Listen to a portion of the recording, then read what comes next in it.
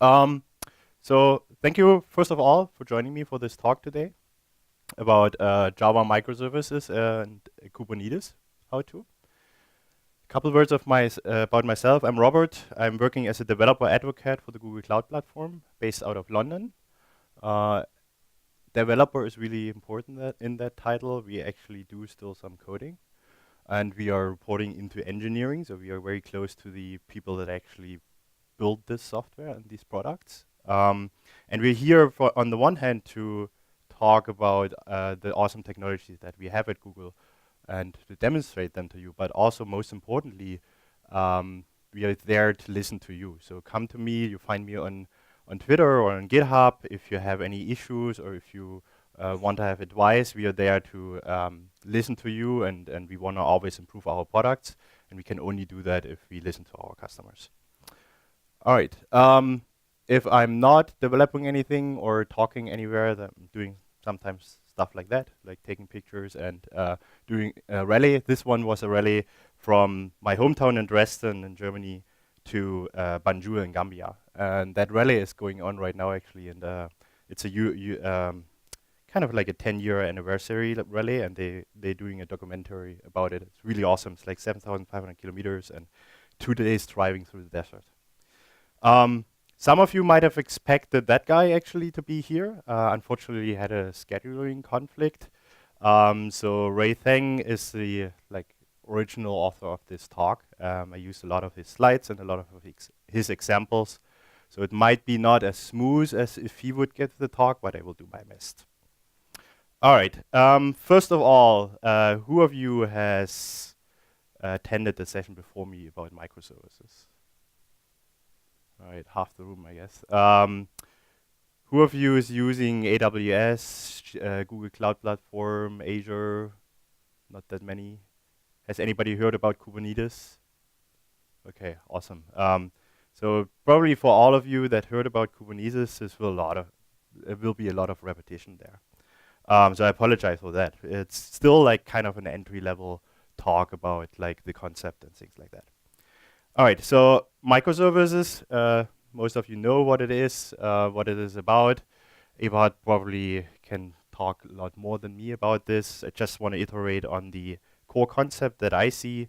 Microservices, as I see it, is decomposing monolithic apps into like microservices, like independent parts. And with this comes a lot of like advantages, but also some disadvantages. The advantages are definitely that if you decompose your monolithic app, you have smaller, more maintainable parts, and you can also scale these parts independently from other parts, right? So you basically take them out and scale them, and you can have different versions between the parts. So maybe the database layer stays for a while, and then your UI is like iterating really much faster, right? Okay, so for this talk, I have an example, just very basic guestbook application, and I'm building that with Spring Boot and MongoDB and Redis. So basically, I have an Nginx, which is serving my front-end code, written in Angular, and then I have my Spring Java application, and that is talking to MongoDB and a Redis. So not very sophisticated, of course not. It's a small demo, but still you need to like manage certain connections between and to manage like the several compartments, and you also want to be able to scale. For instance, if this guestbook app becomes very popular, you want to scale that guestbook app, right? Okay, so if you look like more like in the traditional or like older way of packaging Java software, it's a lot about like you had like your monolithic app, you put your var and package, and then you have somewhere like your Tomcat or JBoss or something running, right? And you deploy it there. But till you are actually at that point that you have your Tomcat running and everything, you do that everywhere. You do that in your development landscape, you do that in your QA landscape, test landscape, maybe CI landscape, you do that on your production. And everywhere on this way, errors can come in, right? So there are a lot of configuration, there are different databases behind, like production and test database and whatnot. And like, who of you has experienced that everything works in development but not in production? Yeah, almost everybody, right? So it happens all the time. You just spend hours and hours to find where is the one bit that you forgot to flip. All right, so yeah, basically talk about that. You like have your machine that you have to set up, and then you deploy your war app. Okay, so I don't know if Eberhard had that covered in the talk before me, so I just want to show like a really little example, like how quick you can write a microservice with Spring Boot and Groovy. So I'm going to my console. All right, let's see if I have still my Docker connection. Looks good. Okay, can everybody read that up there somehow? Yeah, okay, awesome. All right, so let's start from scratch. Let's do hello live, and then, oh, are you there? Okay. You're here, and then let's just do hello world.groovy. So really quick, very easy. Let's start with a class hello world. Not a fast typer, I apologize. Then I want to have like a function, and in my case, in this function, I want to have a multiplication. So I want to have like an x and a y for that. And then I want to give back JSON in this case or something, and I give back the x and my y and the result, which is basically a multiplication of both. Yeah. All right. So nothing special. This is still not a REST service, right? So we still have to like use some annotations that come with Spring Boot. So let's say this is a REST controller, and let's say we do some request mapping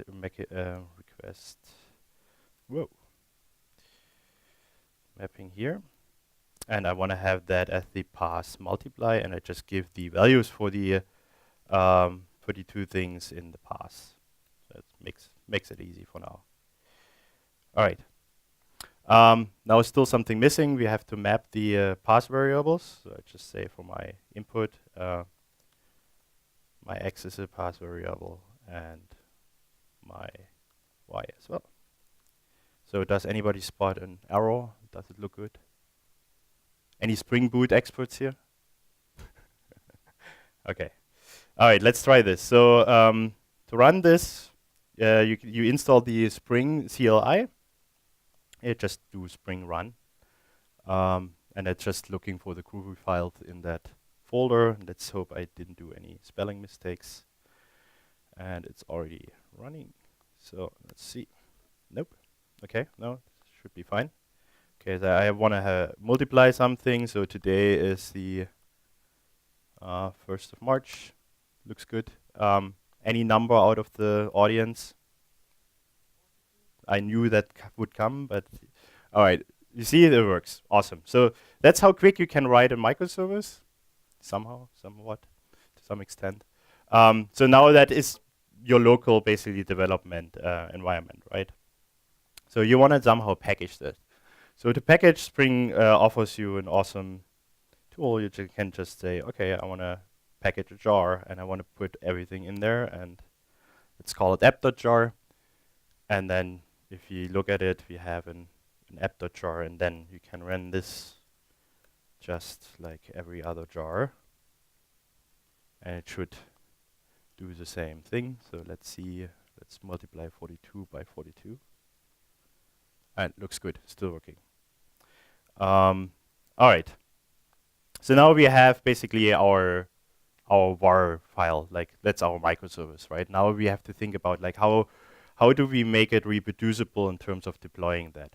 So one great way of doing this is actually using Docker, right? So there, like my colleague Ray Thang, he wrote a really cool script that I will show in a second. But basically, how would you package that into a Docker container? So let me show you the docker GUI docker file. No, we don't copy it. We will show it. All right. So basically, what we have here. So Docker, like, who doesn't know Docker here in the room? Okay, 1, 2. So Docker is basically a container, like a tool set for running and building containers.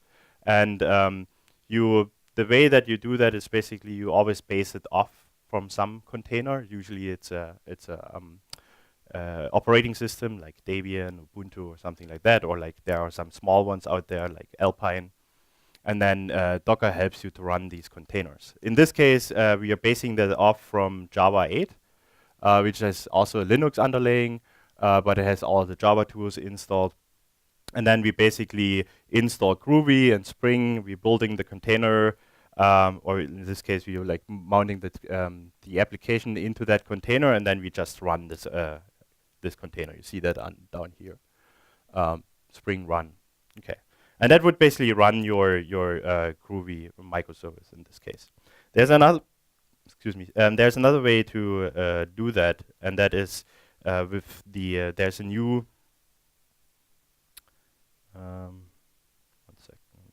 Okay, there is a new. I don't know how new it is, but there's a new command actually in, and I want to show this. In Docker, where you can actually put in instructions that are executed if you build a container that is inheriting or like using another image, another Docker image. And that is really cool because you can basically, with one line, you just saw it in the Dockerfile, I will show it in a second again. You can just with one line build a container, and that's building your microservice and then packaging everything into that container, and then you can run this container. So Groovy onbuild is, or onbuild in the Docker world helps you to do that. So basically, if what you see here again in this Docker file is the same, very similar to what we have seen before. You basically you're setting some environment variables, you installing GVM, or I think it's SDKman now, and then you loading the source. In our case, that would be the hello world.groovy. You define the port that you want to expose, like expose 8080, and then you run the app.jar. You see here it basically runs Java jar and then the app.jar.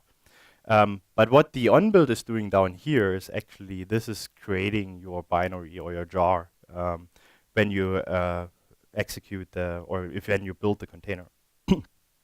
So how does that look like if I want to build that container? It really looks like this. You basically say like, okay, I want to inherit from that other container. In this case, it would be like for my colleague, like Spring Boot 1.2.3 and Groovy 2.4.3. And then I can just build that. And let's see if that works. So we do just a Docker build, and we do a tag, and let's call it hello world.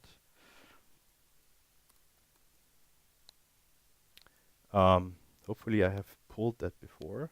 Otherwise, that will take a while. Let's see. All right. While this is running, let's go back to the slides. All right.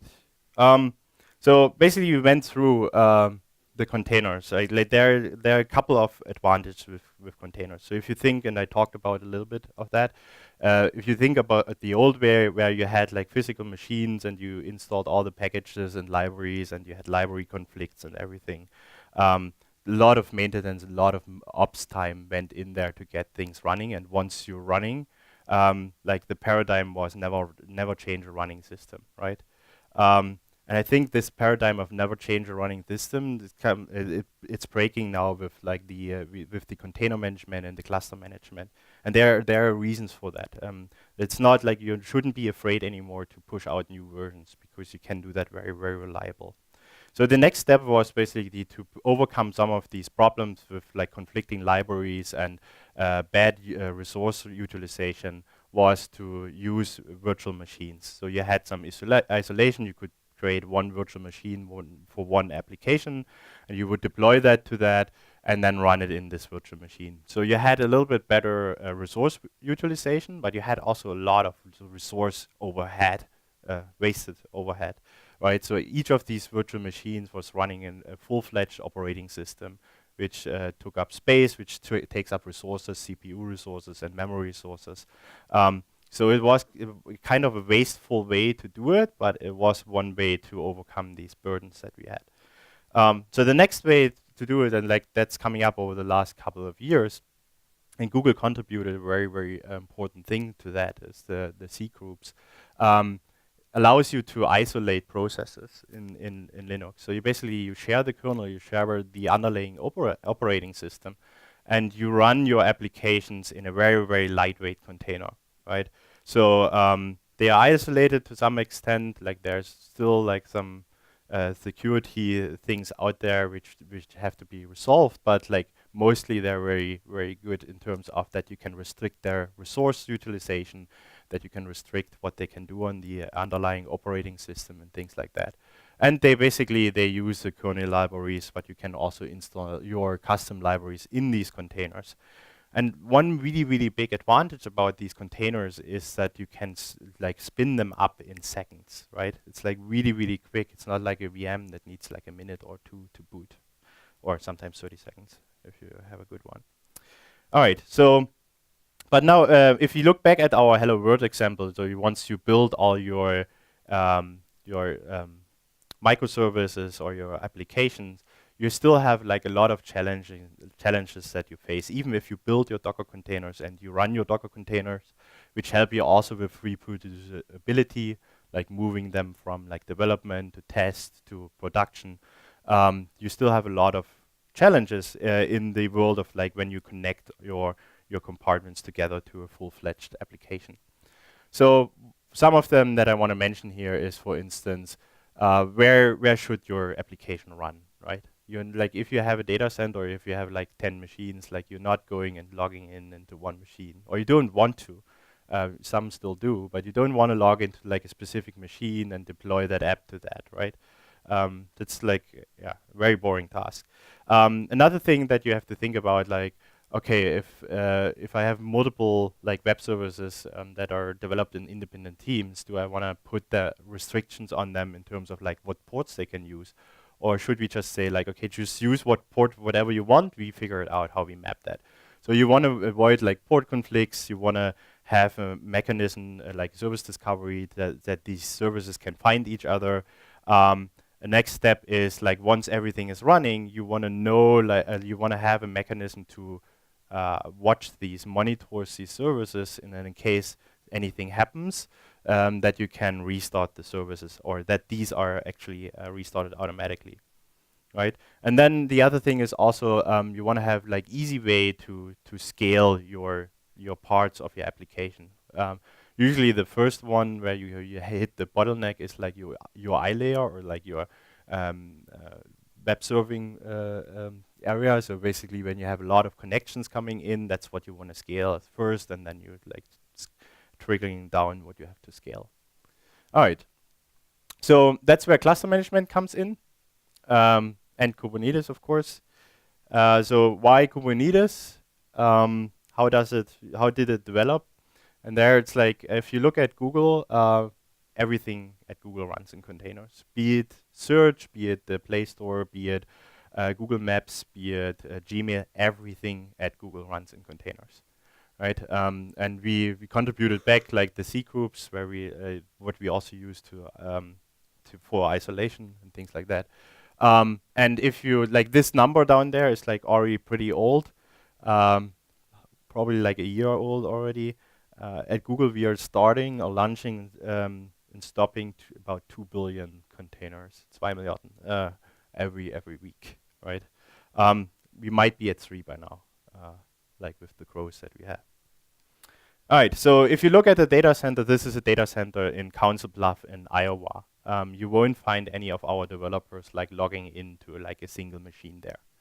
So you want to manage like all these 10,000s of machines that you see here. You want to manage that as one compute resource, like one compute resource in terms of like CPU and main memory and disk and things like that, right?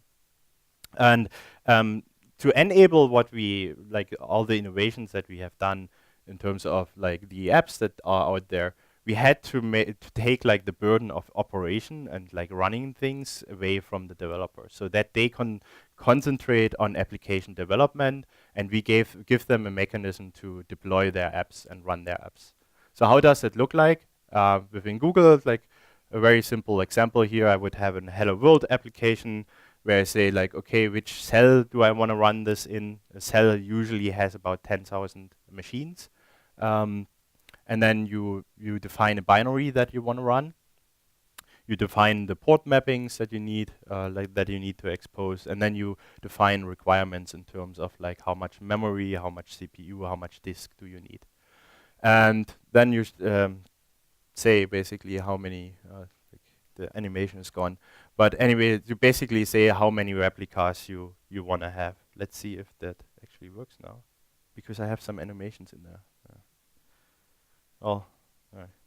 Okay, anyway, so you basically say like how many replicas you want to run there. Like you start with one, see if everything works, and then you can just like scale it up, for instance, to 10,000. So what does it look like in for ramping up? Of course, if you think about like ramping up 10,000 instances of that, you don't want to ramp that up like all at once in 1 second or 2 seconds. You would break every storage layer and network and whatnot, right?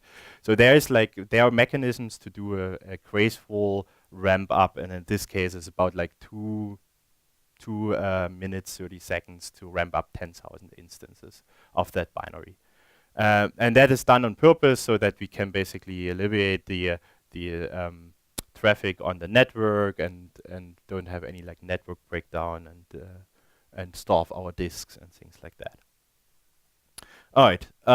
So now I have to explain the errors that would come one after each other. So basically, how does it look like if we build this binary? So you would build this binary. We have a build service where there is also an open source paper about this called Blaze. We call it differently internally, but basically that builds is a distributed build system which builds your binary, and then your binary gets pushed to storage, and then you push a configuration which you just saw with like the restrictions in terms of requirements and what binary to run and what port. You push that to a master. In this case, a Borg master. And the Borg master is a Paxos-based persistent store with has a schedule on the side that asks the Borg master like, hey, what is the desired state? What should it look like here? And then the Borg master will tell like, okay, I want to have 10,000 of these Hello World instances. Please check if they are running. So the schedule checks if they're like 10,000 running, figures out, nope, there are 0 running right now. So it tells basically the Borg master like, hey, start 10,000 instances.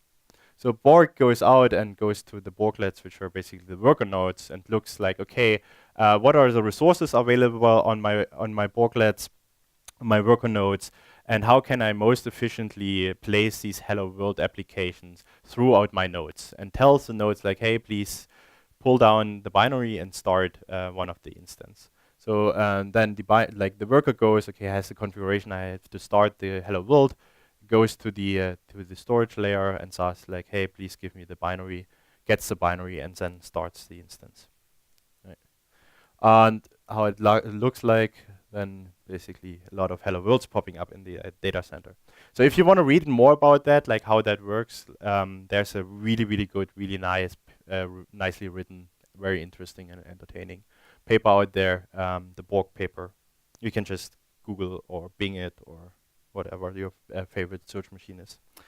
All right, so let's talk about Kubernetes. So you will see a lot of similarities, and I will talk about some of them. But basically, what is Kubernetes is we made a lot of experience while we were building Borg, good ones and bad ones, and we said like we don't want to like take what we have inside and just release it open source, because as I said, we learned over the time and knew that there's some technical debt, which we wouldn't do the same way again, but it's difficult to change it sometimes.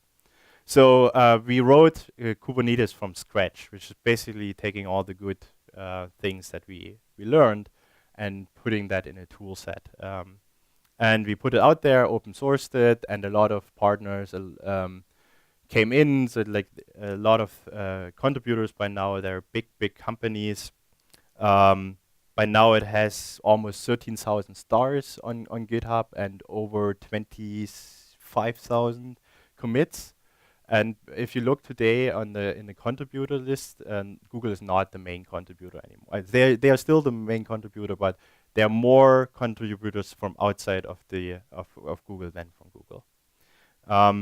So Kubernetes can run on bare metal. It can run in different clouds. You can run it in Amazon. You can run it in Azure. You can run it. We have a managed service called Container Engine. You can run it on us. You can run it in your virtual box or in your virtual box in your VMware. You can run it on Raspberry Pis. Let's see if that works later. And yeah, it's written in Go, very efficient. And there are some really big names behind Kubernetes contributing to it. All right. So how does it look like in Kubernetes? You can imagine it's almost the same. So what's different here is currently the Kubernetes master is not replicated. So we have a failsafe within Google, but currently there are like some ideas out there. I don't know like how far the development of the replication of the master is so far, but currently, as far as I know, there's no replication of the Kubernetes master. So it's still like a single point of failure.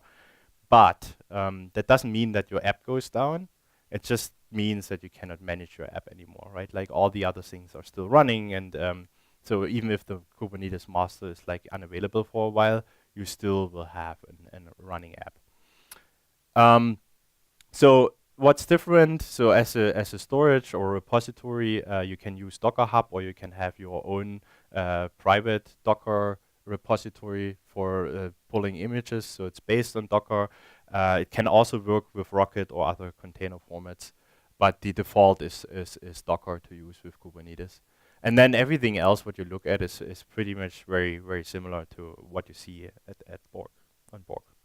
All right, so how does it look like in terms of the specification if you run your Hello World with Kubernetes? So you have like a specification where you say like, again, also what are your resource limitations? You can define the limits in terms of what it can use maximum, and you can also say like what you think it will use. So basically the reason for that is if you know roughly like how much resources your container uses or your application uses, we can use better mechanisms to schedule your container throughout the worker nodes, and it's like quite a difficult thing to do because some applications need like a lot of memory but not a lot of CPU, right? And if you put that on one node and like that one container stuffs all the memory, we have a lot of CPU left. So you want to do something like bin packing where you kind of play Tetris with CPU and memory and try to get like a good average in terms of what your utilization throughout your nodes is in terms of that CPU and memory are like equally balanced, utilized. And then basically same thing, you define ports, you define the protocol for that port, and you can define like how many replicas you want to have.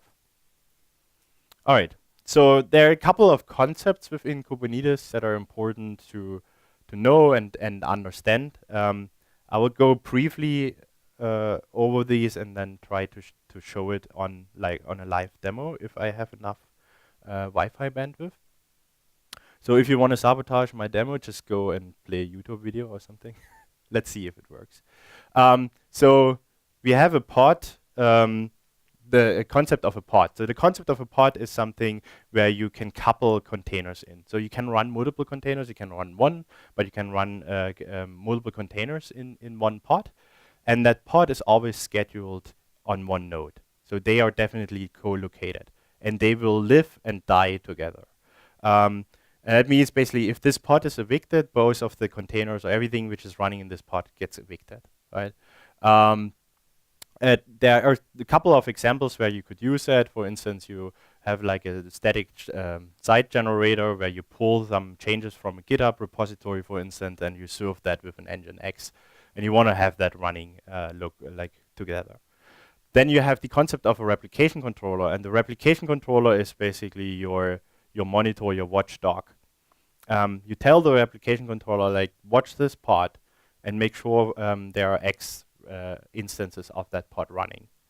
So the replication controller always asks, like, okay, how many are running? Is it healthy? And if there's anything happening, then it will either reschedule the pod or kick it out and things like that. Then you have services. So services make your pods, or like the applications that are running in your pods, available to the outside. So as mentioned, the pods can be evicted and rescheduled throughout the nodes at any point in time. So you should never rely on like IP addresses of your pods or things like that. Always go through a service when you talk to your pods. The reason is because it can go away and like reschedule somewhere else, and it gets a new IP address and things like that. So the service is basically your load balancer. It knows, it asks the Kubernetes master, like, hey, where are like pods with like Nginx pods are running? Please tell me, and then I will serve traffic to them. There are different kinds of like load balancing strategies, but I think we have like a session affinity, but the basic one is like round robin, basically. And then you have labels, and labels is like an orthogonal concept on all of these API objects, be it pods, replication controller services, things like that.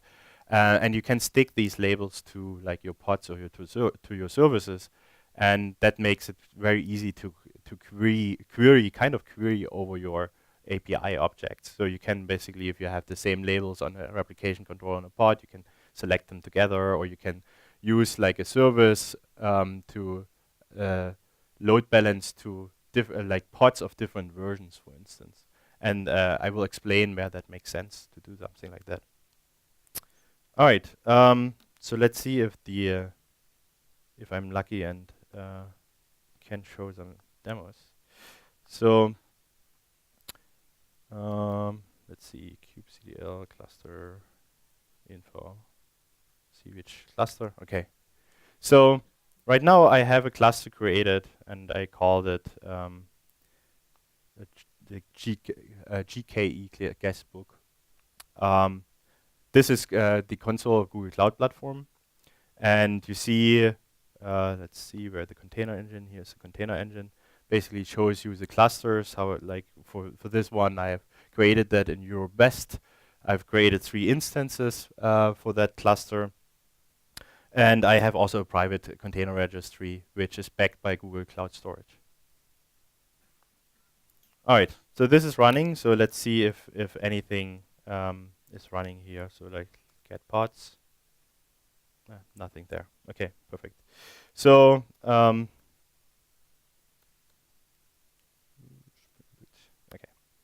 All right. So I mentioned my application before, and which has like a Mongo running, a Redis, and a Spring Boot application, and then a front end, which is written in Angular and served by an Nginx. So to start all this, let's start with the Mongo, and I will just like go very briefly through it. We have basically a Mongo controller configuration file, which is a replication controller. I'll make it a little bigger. So in this configuration file, I describe a replication controller. I attach some labels, in this case, the name MongoDB, and that I want to visualize it. And then I say I want to have one replica of MongoDB, and I have my container, which is down here. Where is it? Yeah. It's like the image called Mongo, basically from Docker Hub. And then I map a port and say where my persistent storage is. And I map a volume, a persistent volume, into that container. And that persistent volume is mounted read-write, and you can only mount it once read-write. Okay, so to start that, I can use kubectl, which is a command line for Kubernetes, and I just say I want to execute all the files, or like want to run all the files that are in this folder. So I created a replication controller and a service. So now if I do get replication controllers, I see I have my MongoDB replication controller. If I do get pods, I see that it's still pending starting the MongoDB pod. And then I can also do get service, and I will see that there's a service running. So the Kubernetes service and also the MongoDB one. All right. So another thing, and I can also visualize this actually, and I want to visualize this. So let's visualize it.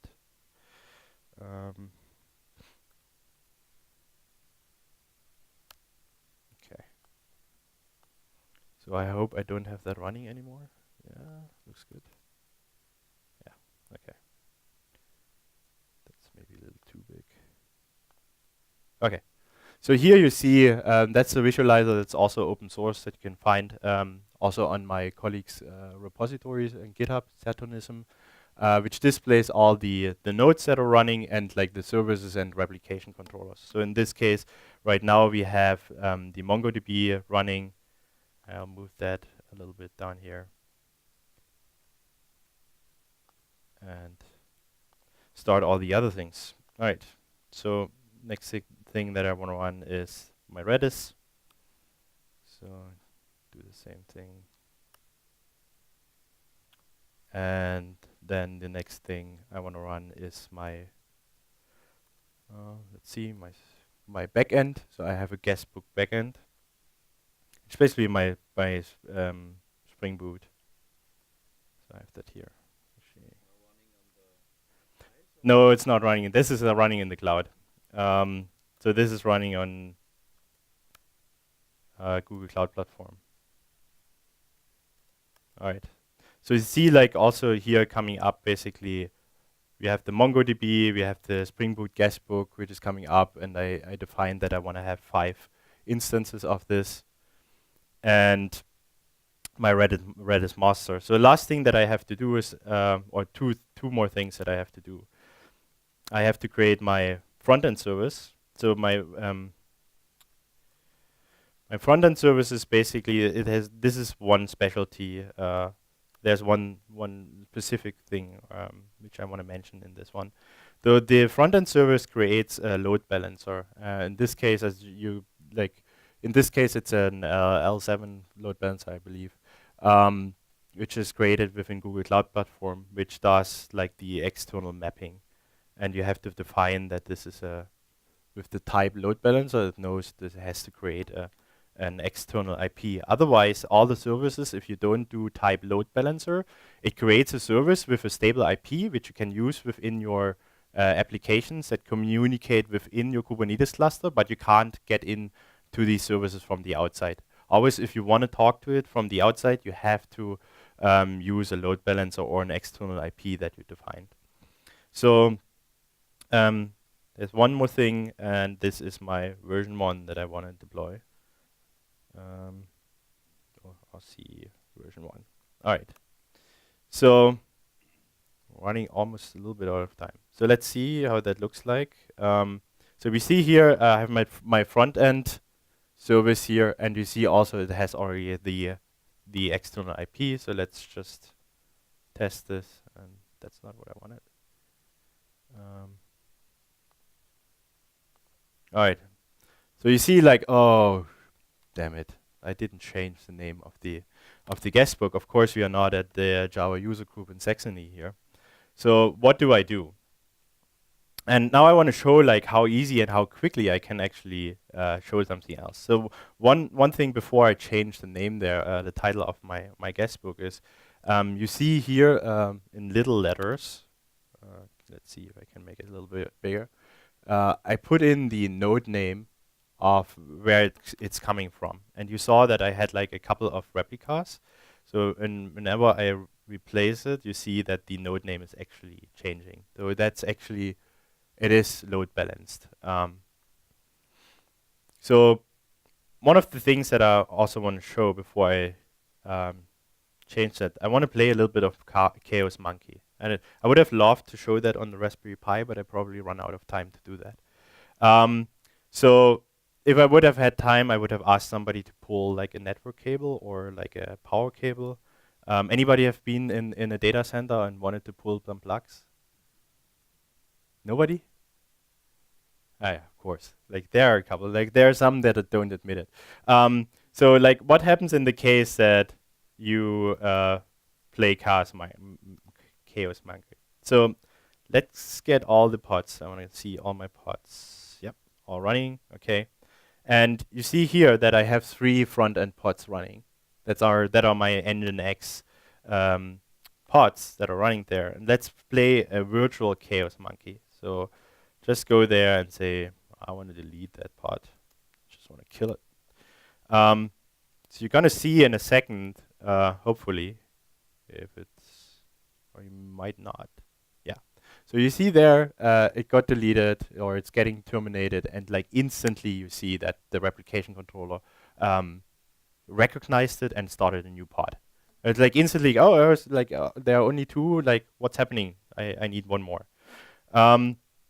So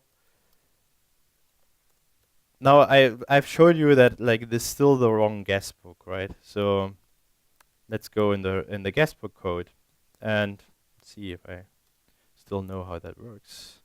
So let's go here and then okay, title is wrong. So let's say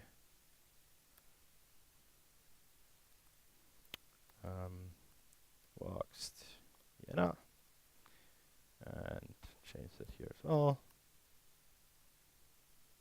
And because I want to also introduce another change, because I think like this is a little plain kind of.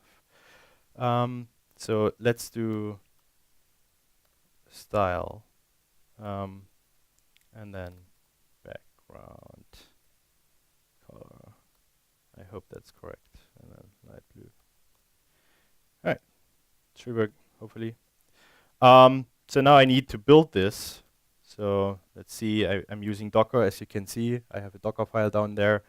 And I have a little rebuild script, which basically gives me the possibility to, what it does, it does a Docker build and then a Docker push. And we need that. All right. So yeah, so basically it's building the Docker container right now, and once it's done with building the Docker container, it's pushing that to my private repository on Google Cloud Platform. And hopefully that is not taking too long. It might be. So but basically what I can do now with this container in my version 2 that I just pushed, I can do a rolling update. And if I do a rolling update, I would basically create a second front-end controller. So let's see if I can do that here. Spring Boot. All right. So you see here I have a second definition of my front-end replication controller. So let's have a quick look in there. And basically the only thing that I change here is that I change my version number and that I want to have like the next version of my container. So what I can do now is a rolling update. So let's see if I'm always forgetting these commands. So the command is basically a rolling update. I say I want to replace my front-end v1 container with my front-end RC v2 container. And the update period is 2 seconds. The update period basically means it's stopping a container, starting a new one, and then waiting if the new one comes up. And once the new one is up, it starts with the next one. So that is the theory.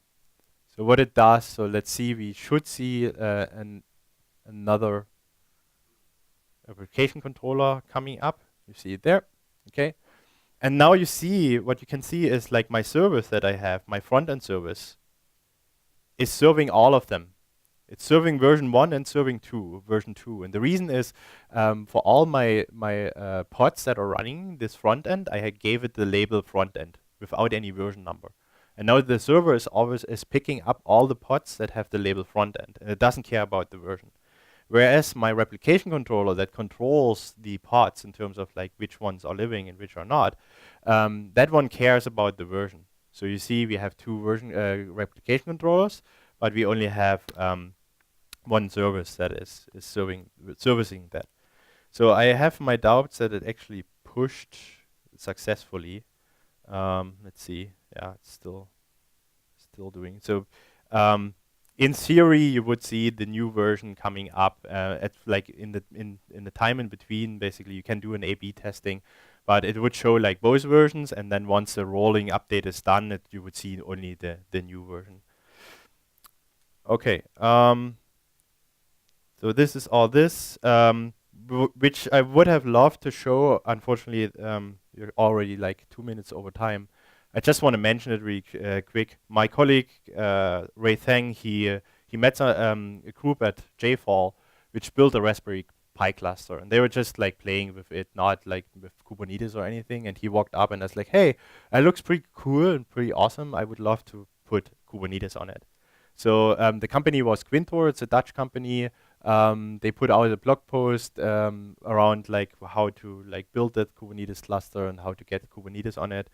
And one of like the main contributors at Google for Kubernetes, Brandon Burns, said like, "Oh, I think the Raspberry Pi Kubernetes cluster is a new hello world of cloud computing." It's kind of, yeah, it can work. If it works, it's pretty awesome because you can pull blocks without damaging anything. So what does it entail? It's basically this setup here. I can show you, and anybody can come here if you want to see it. It's basically a hub, 5 Raspberry Pis, and USB hub to power all of them, and then a couple of SD cards. And it's pretty quick that you can set it up. It's not super reliable, to be honest. So I had like quite some challenges to get it running. But it's a fun task, and it's like it allows you to tinker a little bit with hardware and play around with it. And you can see the power of Kubernetes by like how it recognizes that a node is gone and how it reschedules your apps on other nodes and things like that. So it's a really, really cool demo. There's also a YouTube video out there from the JFalls talk from my colleague where you can see the demo of the Raspberry Pi cluster. And what is running on this is basically it's a hybrid Linux, which is a Docker Linux for Raspberry Pi. So it comes already with Docker. You can run Docker containers. And then you can use Kubernetes on ARM, which is also a project on GitHub, which installs you like etcd and Flannel and Kubernetes on top of this. Okay, so if you want to find out more, you find a lot of documentation about the hosted version or the managed version that we offer at Google on cloud.google.com/containerengine. And if you want to learn more or contribute to Kubernetes, you find us on GitHub, or you find Kubernetes on GitHub, or on the IRC, also, or on a Slack channel. So we have also a Slack channel about Kubernetes. So if you have any troubles or like get stuck or anything, just join the Slack channel there. It's really active and really good in terms of. All right, that's from my side. Thank you very much for your patience, and sorry about the 5 minutes running over. Do you have any questions? Anyone? Is everybody sleeping? No. How you handle storage if it's not in the Kubis cloud? Yeah. So for the Kubernetes cluster, what I do is I have a virtual machine running in VirtualBox on my laptop, and that exposes an NFS, and then you can actually define a persistent volume in your Kubernetes cluster. You basically say like, okay, any kind of storage claims go to that NFS, right? And you define like, okay, how much space do I have in this NFS and things like that, and then you create so-called persistent volume claims, where you claim space like particular for like one container or for one pod that you're running. For instance, like MySQL has one, and I can show that really quickly. At least so here's my Kubernetes master, and I have a MySQL here, and I can show. So basically, you start with the persistent volume, which is defining it's an API object. So you basically define a name, and you specify the capacity, and then you say, where do I find that capacity or that volume? And in my case, I have a share called an export called share cluster NFS, and that's running on my virtual box, which is at that IP address. And then if you want to, for instance, like run MySQL and you want to have like storage, a persistent volume for your MySQL, you do a so-called persistent volume claim, which is the PVC. So the persistent volume claim, it gives like a name to a storage handle, as kind of a storage handle, where you don't define anymore where the storage lays. That does the persistent volume manage this set, but you say like, okay, I want to have something that has a read-write access or read-write once access, and it's 1 GB big, and I want to have that available under that name. So now you have this claim, which is MySQL claim in this case. And if you have your replication controller, you basically don't define like any like specific location anymore. You just have a configuration value down here, which basically says volume mounts. And in the volume mounts, you tell it like what name of volume do you want to mount and the path where you want to mount it in that container. So when the container starts, it will find that volume under varlib MySQL. And then you define like for that name of storage, the MySQL persistent storage, you define where that comes from. And in this case, it's a persistent volume claim with the claim name MySQL claim. Why do we have like 2 steps in here? The thing is, like, you can switch that. For instance, if you run like from like development and QA to production, you might change the way how you claim your persistent volume. So you can take that out there, basically. All right. Any other questions? I hope that answers the questions. But, like, there are the other ways of like having like storage provided to your containers. NFS is one. For Google Cloud Platform, we have GCE persistent disks that we offer you through that. Anybody else? Yeah, this all sounds very complex to set up to get it finally running like in a good way. Mm-hmm. Is there anywhere like a sample project that you can clone it and adjust it to my needs? Yeah. So there are like sample projects on GitHub, Hello World projects, basically. In terms of the landscape setup, it's very easy if you just use somebody that has a managed service. So I work for Google, I advertise for Google, container engine, where you have a command, you say gcloud container clusters create, you give it a name, you hit enter, and it creates an entire cluster for you, and then you can start using it basically with kubectl. There is also, like I mentioned, it runs on bare metal and in virtual machines. So there is also a way out there where you can use just VirtualBox on your laptop, be it Linux, Windows, or whatnot, and you can just run like Kubernetes in one virtual machine, everything together, which is basically the master and one node in one virtual machine, and then you can play around with it there. But like as soon as you start, like you want to have it like running like in a data center or something, that's a different story to do that yourself. All right. Then thank you again very much and have a great evening.